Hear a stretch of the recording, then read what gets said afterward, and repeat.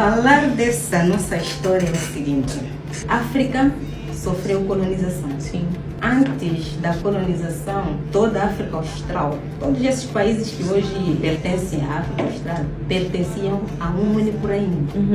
Não estava dividido como agora está. Temos Angola, África do Sul, Malawi, Zâmbia, Moçambique. Não, era um único território.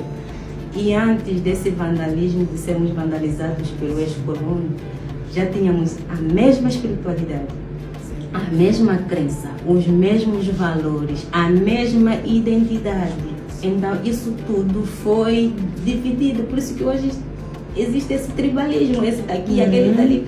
Então nós já existimos, digamos assim, muito antes da colonização. O que acontece? O rei Tade de Ambriço Tade de Antetmice é o rei prometido para trazer de volta toda essa unidade, de volta toda a nossa espiritualidade, porque nós perdemos a nossa espiritualidade.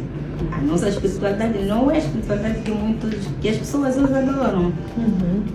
A nossa identidade. Eu, se for hoje a uma conservatória e quiser registrar o meu filho com um nome, por exemplo, de Zola, podem dizer que não. Não aceitam. Mas tem que ser o Joana Amélia, por quê? Ela disse que estamos independentes, mas não estamos independentes. Eu, para fazer uma identificação, sou obrigada a adotar um nome estrangeiro. Então, os nossos nomes foram trocados.